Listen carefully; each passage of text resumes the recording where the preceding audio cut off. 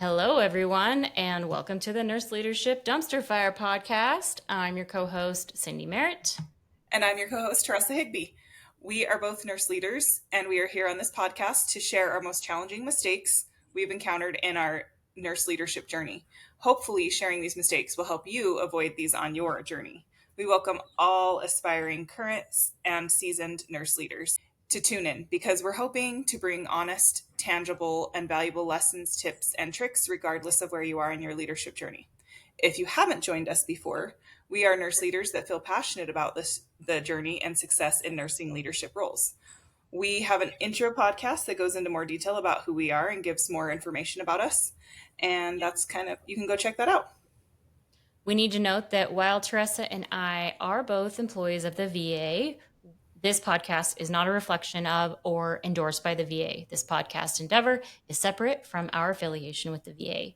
Our stories will be adapted to protect the anonymity of staff and colleagues that we have interacted with, but we'll do our best to maintain the gist of what happened and the take-home lessons. We will, of course, also be protecting any potential patient identities to comply with HIPAA laws.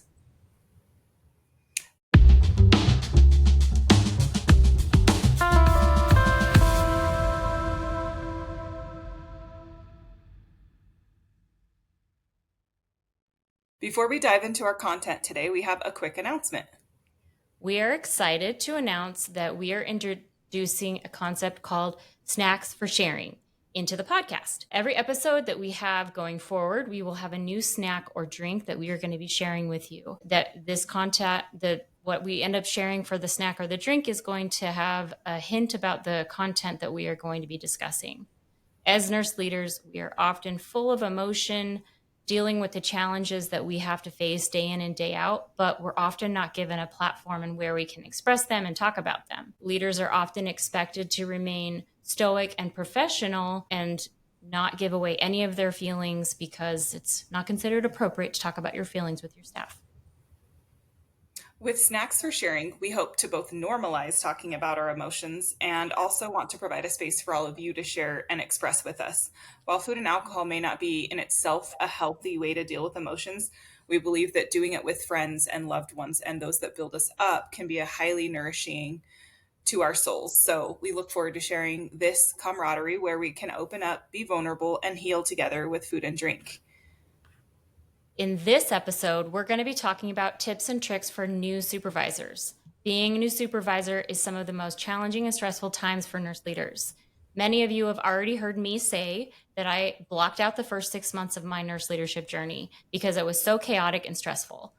So while we recognize how challenging this first part of the journey is, we are going to be drinking our favorite wine because we drink wine when we are whining. And we whined a lot when we were brand new in our roles. So we are inviting you to share along with us and join with your own favorite beverage, whether it be alcoholic or not. The point is that we're doing it together. Tonight we are drinking a wine called Matua. It's a Sauvignon Blanc, and it is one of Cindy's and my favorite. We've shared this many a times over many emotional processing sessions. So let's settle in, grab a glass of your favorite drink, and find your emotional support person. If you don't really have one, we'll happily be those people for you. In the meantime,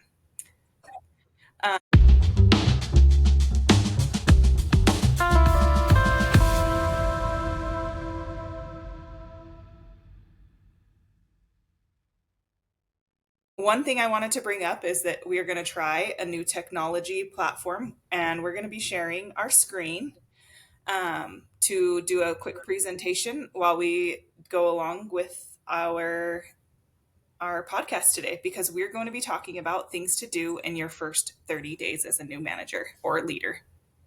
So this is going to be a little bit of an experiment, so please bear with us as we're trying to figure this out. I don't know if we'll do this every time. If you like it, great, tell us. If you don't like it, and just for those of you that might be like, hey, we can see those side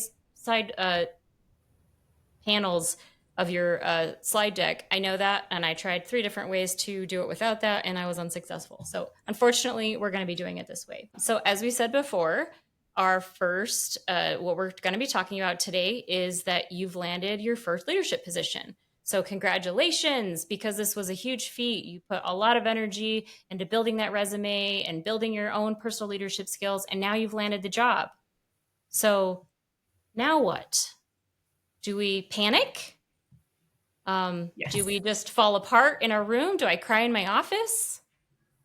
Yep. Or we start whining. Teresa, do you remember when we were in our first role and this was happening in front of Yeah. me? I feel like this was Yep. a good description about how we were feeling when we were brand new managers. That's me in a warm blanket with an ice pack and a mask on. Yep, that's me. Yep. So, today we're going to be talking about some basic concepts of things that you can do in your very first 30 days as a new supervisor. And while some of these things might be considered fluffy or extra, Teresa and I feel like these things are really important to make sure that we are building a solid foundation. They're absolutely worth the effort and time, even if it feels like you're doing a lot of extra work in the beginning, but it will lay down your foundation as a supervisor for months to years ahead.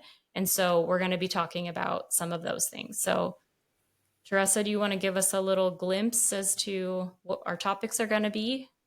Yeah, so we're going to be talking about building trust, developing relationships, creating transparency, and setting the tone for true collaboration.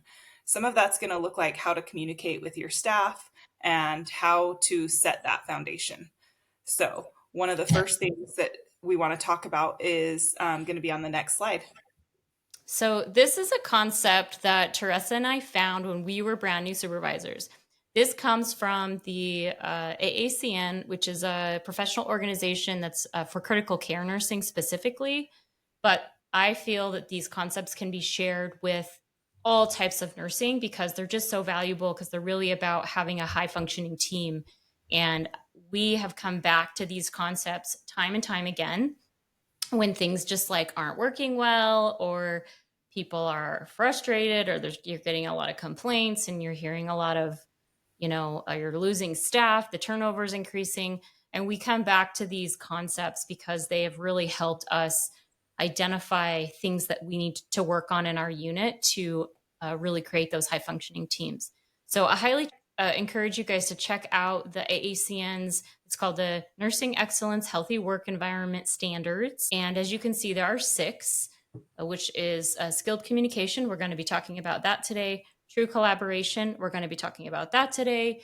We might touch on decision making a titch. Appropriate staffing. This is always on a nurse leader's radar. Unfortunately, sometimes it's the only thing on a nurse radar.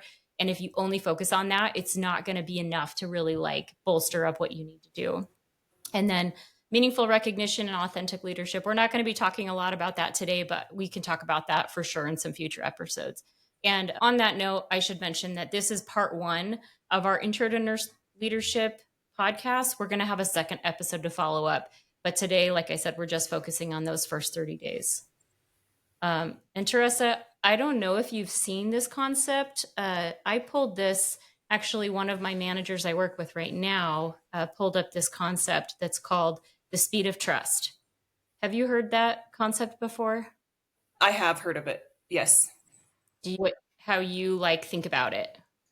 I haven't seen this visual, but basically, taking the time to build and develop trust actually impacts and increases the speed of your output and decreases cost as the arrows show. And the way it decreases cost is if your employees trust you and know that you're going to do things for them and with their life in consideration, and you follow up with that with action. A lot of times you get less turnover. That even when you have hard times or you have a chaotic environment, a lot of those people are not going to really go anywhere because and turnover is one of the highest costs in nursing leadership, I would say. So Yeah, absolutely. Yeah, the whole concept I think is just that when you really invest in building trust on your teams, decisions happen faster, you get buy-in faster, everyone jumps on the wagon. Like you said, when you hit tough times, your staff are more willing to jump in and do what it takes and dig in to figure out what needs to happen to move forward. And that, it's not just cost of turnover, but it's cost of like productivity hours. As a supervisor, you may, if you don't have high trust on your team, you may be spending hours and hours and hours of dealing with conduct and productivity issues. And if you just only focus on that little, rabbit hole of problems, you're going to get nothing else done. You're only going to be doing that. And so I think what I want to try to like emphasize today is that what we're going to talk to you about is so worth your time and effort. And like I said, a lot of people will say, I don't have time to do one-on-ones. I don't have time to do this type of investment, but you are going to be doing a little bit of an additional workload up front, and it will, I promise you, decrease your workload on the back end. For I sure. think that we both have run into supervisors who have said, like, you can go do that. That's like fluffy stuff, but I don't have time to do that. I'm dealing with a staffing crisis right now. Have you heard Yeah. people say that? Yeah.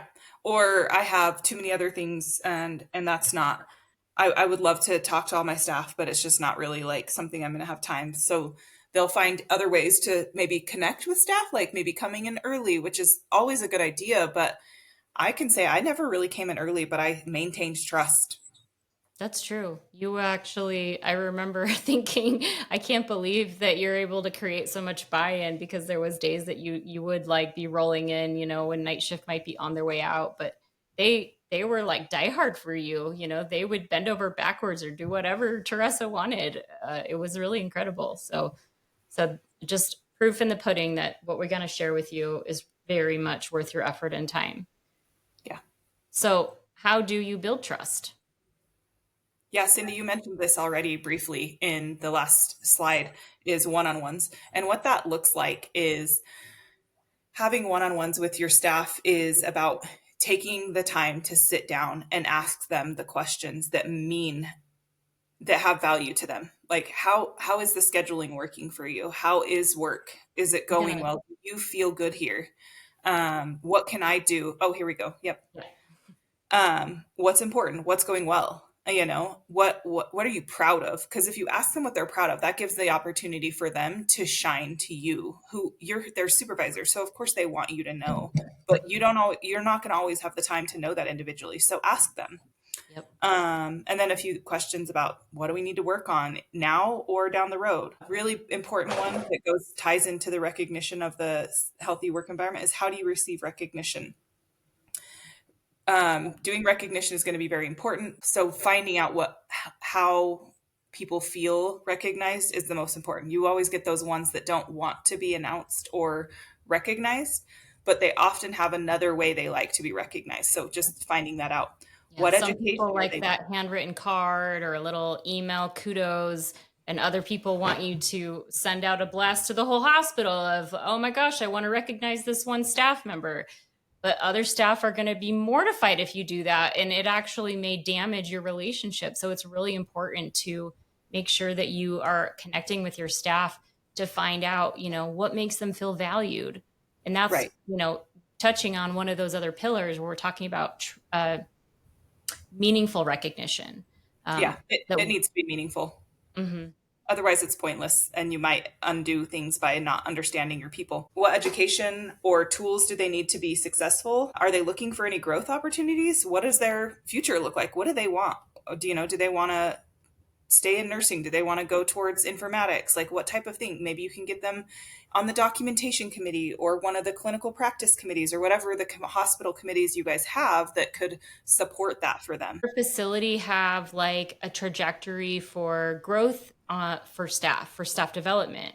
Like Teresa and I currently work at the VA, where there's a very rigorous, like very specific way that nurses can progress in their career. Does your facility offer something like that? Can you educate your team on how they can participate in something like that? Yeah. And then of course their long and short-term goals, which can go tie into some of their growth opportunities as well. Sometimes their growth opportunities, they want to get a certification. So you need to look into study materials and see if there's a group of people that want to do that. So other things, what are they looking for in a manager? I like this one because maybe you can't fulfill everything, but you can still identify ways that might speak to making them feel valued and wanting to come back to work every day. So those are questions that you and I have used in various forms. and always touch base with our staff. So we've loved it. Yeah. And I think one of the things I was just thinking about that you always brought into your one to ones, I remember that I think was really valuable is whenever you would sit down with your staff, you would always ask them, what can I work on? As your manager, like, I want this to be a two-way feedback street where, I want to help encourage you to be your best self, but I'm also learning and always working to adjust on how to be a better version of myself. And I remember, always provided those in your one to ones. And I think the staff really enjoyed that. You were, I think, being in a growth mindset, which is super important if you're going to be able to survive a job like this, because there's going to be a lot of challenges and setbacks. And so you have to be able to say, okay, I made a mistake. Now what do I do? How do I avoid this in the future and put a new tool in my toolbox? Yeah, for sure. Agreed. So, the second way that I think is really important to help build trust is actually setting expectations. And I believe that the reason this is important is that, staff in some ways are like children who need some box of like how they function. What are the rules of operation? How do you play this game? How can I be successful? And if you don't tell them what you're looking for, they don't know the rules to the game. They don't know the rubric. They're not, and they don't want to have to guess. Nothing is worse than going into your annual proficiency, sitting down with your supervisor and them saying, well, you're not really doing that well. You really need to work on all of these items, and you got to do this and this and this and this. And you're like, well, you never told me that those were things that I needed to work on, or you never told me that those were things that were important to you as my supervisor. But I wanted to let you talk about this a little bit, Teresa, because I think you had some really interesting thoughts about the whole concept of setting expectations and how and the timing of it specifically. Right. So I think whenever you have a new manager, there's a couple things that might happen. Or when new manager, new leadership, you're overseeing different people, whether they're peers or whether you've never worked in that area before. One thing that's really important when you go to set expectations is making sure that you understand the staff before you do that, because part of that building trust before you just are like, I expect 1, 2, 3. You'll come off authoritarian if you set those expectations before you understand the team. So getting to know the team, understand your own policies, your procedures, and maybe some of the stuff is built into your system already, like your time off and sick call expectations. If you have an area that requires nurses to float, what that looks like. And if those are not built in, you may have to address those things. So just being prepared and understanding. And if you don't have to address them and they're built in, that's great. You don't have to change anything. Chain of command can always be something. And some of these things also just need to be revisited when you have a new manager, because there is always that aspect of staff that kind of want to see what they can get away with you. And I think that's something that Cindy and I, some of those harder lessons that we learned that were embarrassing of the staff that were actually trying to take advantage of us. And we were peers with our people. So some of them thought, well, I'm friends with them, so I can text them and ask them this question. Yeah, So nothing is worse than walking into work and getting an email from a staff member that's challenging something that you said or did and has CC'd like your entire executive leadership team. And you're like, what is going on? Like, why are they trying to like jump straight up to the top? And we've joked and said things like, I demand change. I'm calling the president, and it's like, there's a escalation process that's there for a reason, and you should really try to address things at the bottom level possible. But if you don't tell your staff that, if you don't say like, I want you to give me an opportunity to fix the problem before you go to my boss or you go to the director of the hospital, like, give me a chance, like, I might surprise you. And if you don't feel like I can address it, then sure, go ahead, go above my head. I'm not going to like stop you from doing that, but don't sell me short before you gave me a chance to even show you what I am willing or not willing to do. right. Yeah, I agree 100%, because yeah, it's embarrassing. And you're like, oh, well, okay, cool. Now the whole hospital knows I made mistakes. Thanks. Mm-hmm. But it's also okay too. And those types of things will probably happen at some point. You're going to get some sort of report about your leadership or a complaint or something along the way. Just know that that goes with the territory and it's part of leadership. So the other thing is like the process to report conduct issues such as bullying and then scheduling requests and preferences. And when it comes to bullying, I think part of this and one of the other things of healthy work environment is when you're setting expectations, you're aligning them with the values that you have. And then you have to make sure that your actions are going to align with these words and these expectations, that you are going to hold them accountable for these things, but you need to make sure that they're clear and that they understand them. Now, there will be times where you're not clear and you thought you 100% were clear, but something will pop up and you'll be like, oh yeah, that wasn't super clear, was it? It seemed like it in my head at the time, but it's not. And just address that and apologize for it and move on. Yep. Yeah, and I think, the other thing I'm thinking about when it comes to like addressing bullying or conduct issues is that we often try to encourage our staff at the time to address it at the lowest level, like we talked about. So if an employee feels like another staff member has been disrespectful or rude to them, we would really try to encourage our staff to try to address that head on head. Go back to that person and say, hey, when you said that to me, I didn't really feel like that was very respectful and it kind of hurt my feelings. And in the future, maybe you could say it this way or a different way. And I think we would often like even offer role playing to the staff to help them do that, because if you always just knee jerk say, okay, I'm going to address it and I'm going to go to that staff person and I'm going to be like, you can't do that anymore. It really like starts to move you into that micromanaging category where you're going to end up creating a lot of extra work for yourself. Now, not everyone's going to feel comfortable with that. And you will need to sometimes be the champion for a staff member or the facilitator or the mediator. But that's also a good opportunity to try to help teach your staff on some communication skills, or offer them some training in crucial conversations or nonviolent communication. Just learning how to have high stakes conversations, which are very important in a culture of high reliability, which I believe all of healthcare is moving towards. That's the avenue for safe patient care. So that was just a little bit of a tangent, but I think that's a good opportunity at that time as well to talk about some of those things. Yeah, agreed. So that we kind of talked about one-on-ones. So you're really like setting the stage by saying, hey, I want to know what's important to you. I want to know what you need from me out of a manager. And then you're kind of returning that same thing saying, okay, now that I've listened to you and asked for your feedback, now I need you to hear me and understand my feedback. Now, if you're a new manager, you may not know what expectations you need to set. So I would encourage anybody who's new in this position to reach out to some of the other resources in your facility. Is there a manager that's very successful in your hospital that you can maybe ask to mentor you? Have they done this before? Do they have a drafted email that they send out? Do they have guidelines that they can give you? If you don't know, we gave you some examples of things to focus on that are, generally a good idea, but you may have things that are specific to your area. And if you have other leaders that you respect and look up to, for sure, reach out to them and ask them for help, because I really haven't met that many leaders in today's day and age that don't want to help lift up other leaders, because they all know this is a challenging job.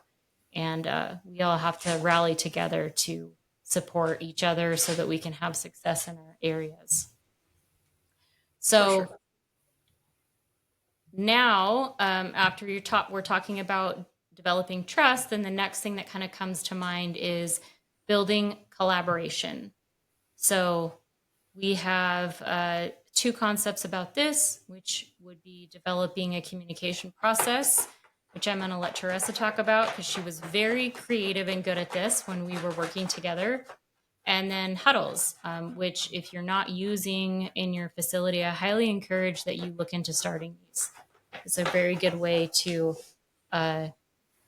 work on communication with your staff and make sure your areas have safe patient care. For sure. So developing a communication process is something that you need to determine probably through your one-to-ones and what feels good for you and how you can make that work across the whole team depending on the size of your team. So that's going to vary, but one of them is like, do you need to do weekly emails? So I've seen this in a couple of facilities now, and we've also done this by taking a lot of the information that comes down or is through things. We kind of summarize that and put it in a brief email so that the staff don't have to read every single person's email, but they can get most of the information that we feel is important in their emails and other things. And we can also link those other emails or direct people where to go to find that information if they want more details. So that was something that we found was weekly newsletters. And then how do you make sure they read them? What are other creative ways? So toilet times or bathroom education is something that I have found pretty effective because sometimes that's the only moment some staff have to pause for a second. And believe it or not, it works. They might have their phone, but for a moment, they're going to look up and they're going to pay attention to it at least for a few seconds. So if they go to the bathroom once or twice a day and it's up for a week or two, then guess what? They have gotten most of the information you need.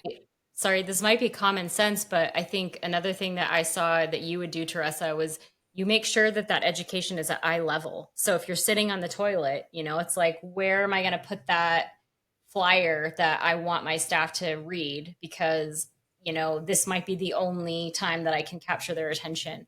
If you're putting it up way high where you're looking at it when you're standing, they're probably not even going to take notice of it. So you really have to be strategic about the placement as well. Yeah, like in men's bathrooms, I would often put it on the back of the toilet. Yep. Or different locations. And sometimes in certain bathrooms, you kind of need to move it around too. If they have some areas have more bathrooms than others. And so you're kind of like, okay, I'm going to put this one here, and kind of mix it up so that way the different people have different spots to look at.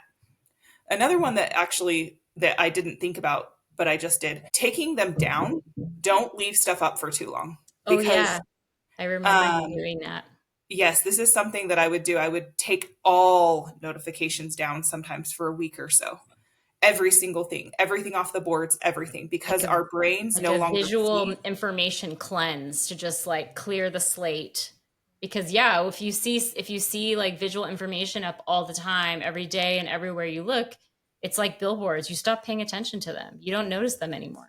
Yep. And I had staff say, I've never seen that before. And it had been up for years, but then I took it all down and put it back up. And people were like, whoa, I didn't even realize that was there. And I was like, I know, that's the exact reason I took it all down. Because your brain deletes it after a while. It's just it becomes noise and your brain can only process so much. For sure. So just thinking of that. Another one is shared government. And then just considering the multimodal. Shared governance is like a unit-based council or clinical education council or whatever you want to call it or whatever works for your areas. They're called different things all the time, but it's a way that you can get some of the staff involved as representatives, and you can divide the team up. Like, I need you to communicate with these 5 people, you communicate with these 5 people, and you get all the different titles. That's not the job titles. Make sure that they're all represented well, so that the needs of the whole team are addressed appropriately. We could probably have an entire episode on shared governance, to be honest. It's quite a complex system. It's super valuable. If you've never heard of it, let us know. We'd be happy to dedicate a full episode just on talking about that. And how to implement it. Cindy has been able to implement that across several areas, and I think, and in different types of areas, inpatient units, outpatient units, remote teams, different things. So how do you do that in those various settings? So if that's something you guys want, let us know, because we might be able to do an episode on shared governance and how to implement it, not just what it is. I think that's a big thing. Like, how do we do this as a new manager? How do I implement things I don't know how? So that, and then one other thing, adult brains and adult learners often need repetition. So make sure you're saying everything repeatedly. It takes up to 7 times to learn new concepts or to understand or hear something. So just keep that in mind as well when you're communicating. Yeah, don't be frustrated with your slower learners. They might just need a little bit more time. Yeah.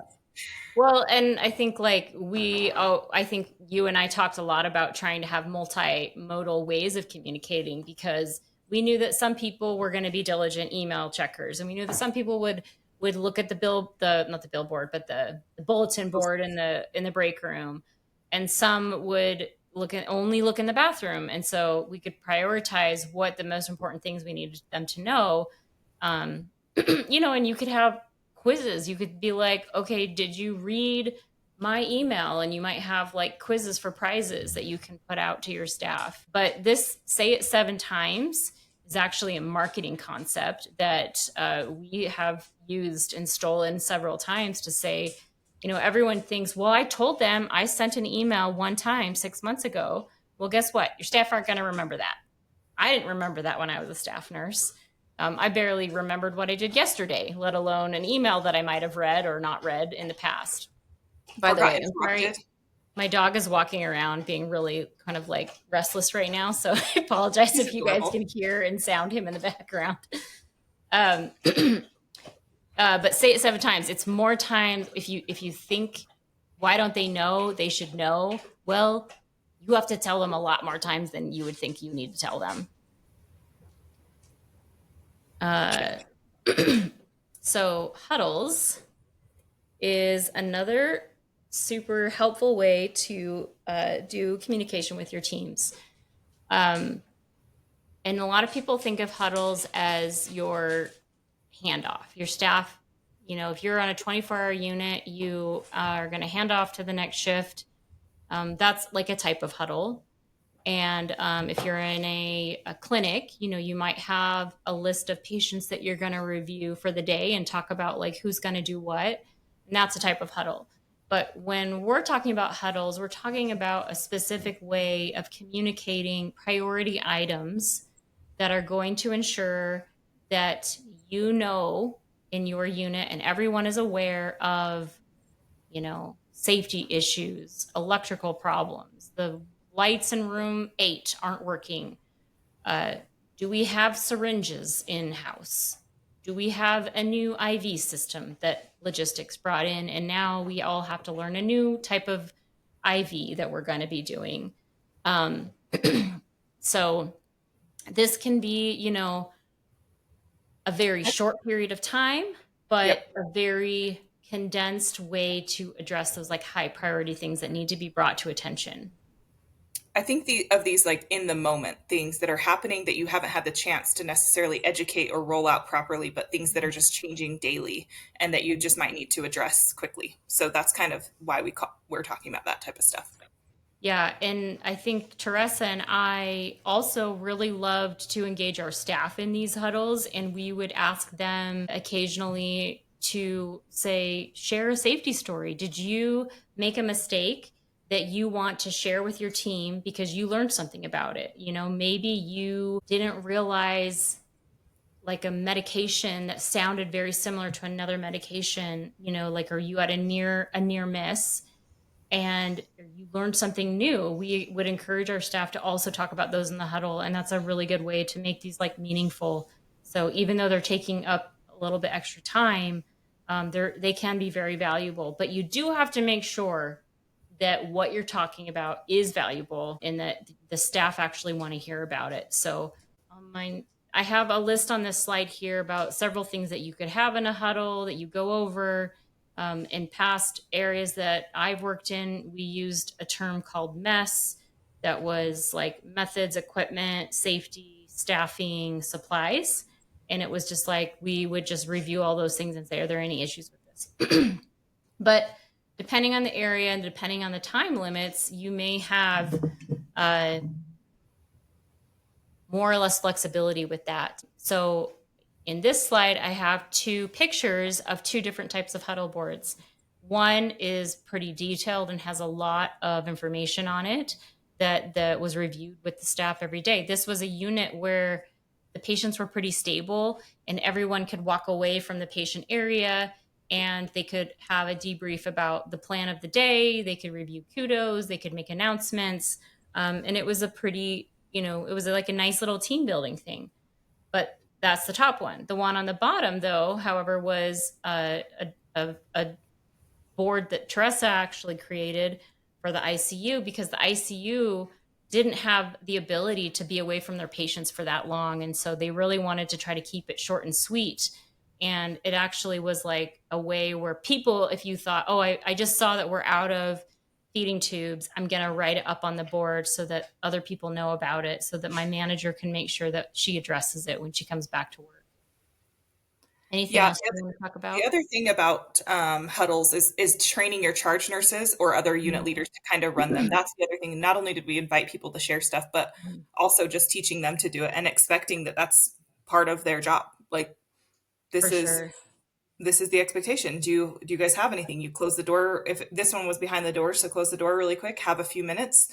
Mhm. This is where you can get those last minute in services in and those quick things, Yeah. and then you move on with your day and try not to take up too much of their time, but allow them to have that information given to them. So Yeah. And I think as leaders, sometimes we feel this like urgency to just take over the meeting and lead it. But you really gotta, if you want true engagement and collaboration with your staff, you really have to let them lead things like this. And you can sit back and listen and observe. And then if they have a question for you, you can answer it. But this is a really good opportunity for you to have your staff bring up issues that they need you to be aware of. And if you are the one dominating that conversation and just out there like, for pushing out education, and don't forget to, sign off your orders, and don't forget to do your double checks on your medications, you know, that's not always very valuable information. And if you're always the one like pushing that information at your staff, they can tune out and stop listening to you. So yep, make sure that when you are communicating with your staff, you're doing it in a way that they are going to be ready to hear you. So just my little agreed. blurb about that. Love it. It's true. Um, so that's about what we have for your first 30 days. And then I just put together a couple things that are good to be aware of in the background of your head, as you're getting oriented and you're figuring out what's going on. These are just a couple of tips to think about incorporating when you're able to. Um, so, strategies for making decisions. It took me a long time to get to a way to really reconcile this in my head, because when I became a new manager, I felt like I needed to be no, sorry guys. I felt like I needed to know all the policies and the rules that were out there, and it felt really hard to make a decision because I didn't know what had been established before my time, and I didn't know what other managers were doing, or what the whole hospital's, stance on, for example, tardiness. I didn't know what was everybody else doing. But the tried and true way that I actually learned from my current supervisor, a really good tip for everyone that I still use today, and I share with anyone who wants to know about it, is if somebody asks you to do something for them, if they ask for a favor, or like, can I have this special thing that I want you to do for me? I always ask myself, is it good for my organization? Is it good for the unit? If I say yes to this person, is it going to be helpful to other people, the unit at large, or the facility? And if the answer is yes, and I can do it fairly across the board. So if, like, let's say, for example, somebody asks me if they can come in at um, a different shift time, like I want to come in at 10 because maybe I think that it would be useful for us to have a mid shift in our unit. Well, if uh, 10 other people came to me and asked me the same thing, am I going to be able to say yes to all 10 of those people? Probably not. So if the answer is no, it's not good for the facility, or the answer is no, it's not going to be something I can do for multiple people, then it's probably not something I should agree to do. But if it's yes, it's good for the facility.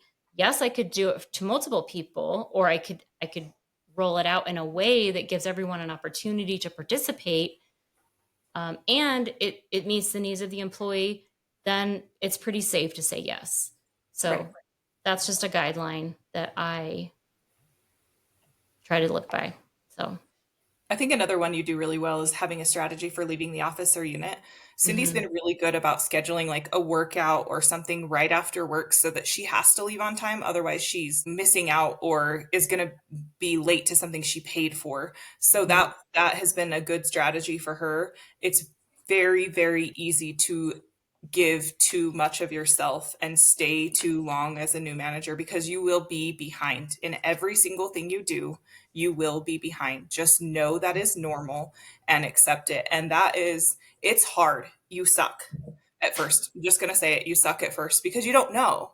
And it doesn't mean we both sucked. Like we gave everything we could, and we put a lot of effort and energy in. I think one of the ways I built trust pretty quickly was I didn't ask the staff anything I wasn't willing to do. So if we had holes on our night shift and I was like, "Hey, look, you guys, we have holes in our night shift. I'm going to pick up one, but I need someone else to help me move around. I'll switch my shift and I'll pick up one of these."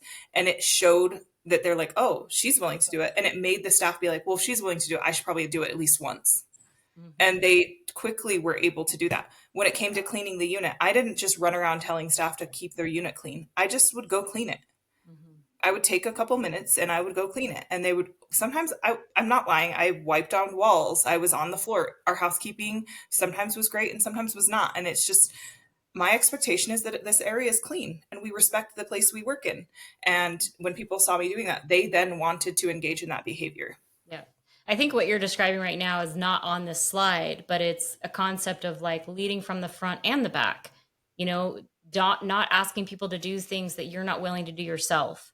Being willing to be a follower if necessary. You know, like Teresa said, she'd come in, we would both take turns filling night shifts and we'd go be right with the staff and doing the work. And, you know, it's like, then they know that we do understand what they're going through because we are doing it with them. And I understand that not all managers have the ability to do that because we don't always become leaders in units that we worked in previously.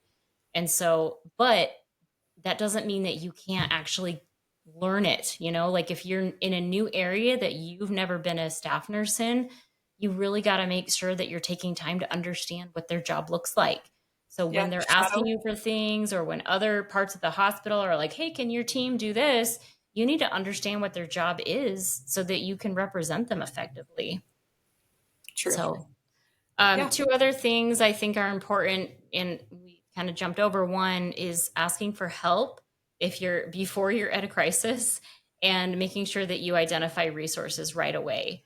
And I think these kind of come in hand, but be mindful about like if you're talking to people out there that just seem to have a good understanding about a certain process, keep that person in your mind so that you can call on them and try to invest in that relationship a little bit so that they're willing and want to help you be Yeah. successful. Agreed. The other thing I wanted to mention with asking for help before you are in a crisis, that doesn't mean just at work. That means at home. That Mm-hmm. means at work. That means with your peers and your leaders. Now, you maybe don't need to share some details with your staff, but you definitely need to have other leaders or other people that you can express those concerns with, where behind a closed door, you can let it all out and then you can take that breath, set that down because may not even be that important, but you just needed to get it off your chest and then you move forward and leave it there. And it doesn't have to be talked about again. So just kind of things like that. Yep. And I think like getting to know yourself and like what you need to feel like you're in balance. Teresa and I are obviously, we're on a podcast. We're both verbal processors. And Hmm. so I think you and I, Teresa, we always like went to each other, you know, Yeah. and like still like when we get on the phone, like the first thing we talk about is like what's going on at work. And I'm so frustrated about this situation. And we like talk through that. Do. Not everybody is like that. Not everybody wants to talk it out, but you got to figure out what is it that you need to be able to be sustainable. If you come in and you're sprinting from the get-go, you are going to burn out and you are not going to make it. So It's you true. have to early on identify, how am I going to create sustainability in my, you know, me wanting to do this. I worked really hard to get this job. I want to feel successful. And if I'm going to burn out in the first 6 months or the first year, you know, is that really success? Probably not. You know, that's, you got to be able, this is a marathon, people. Like, you're not going to be perfect overnight. You're not going to know everything overnight. Um, and so this, hopefully this episode has given you a little bit of insight on like things that will help you set up for success, because the earlier on, the faster that you can develop these relationships and build this trust with your team, the more flexibility they will have with you, the more they will forgive your failings, the more they can joke with you. And you're like, I remember when I was very first a manager, before Teresa was even my assistant manager, I had a different assistant manager briefly. And at 4 p.m. every day, I would lose my ability to have a coherent conversation. And I would start just like stuttering and just saying like stuff that made no sense. And he would look at me and be like, Cindy, you're having your afternoon TIA and you need to go home. And I was like, oh shit. I am no longer effective. And so being able to recognize your own limitations is like super important to your long term success. So true. Anyways, thank you all for joining us on the Nurse Leadership Dumpster Fire podcast, where we share this episode where we love to share some of our embarrassing moments and also all these tips as a new nurse leader, and what we've been through and the lessons we've learned. And we hope that through our nursing leadership journey, we can help you make better choices, work smarter, not harder. You don't have to find all these out the hard way. And if you have a topic or an idea and you want to email us, you can email us at cindy@arianursecircle.com or Teresa at arianursecircle.com. That is ARIA nurse, NURSE, circle, CIRCLE.com, or at Instagram at aria_nurse_circle. So we'd love to hear from you. Have a lovely evening and thank you for joining us. Till next time. Bye.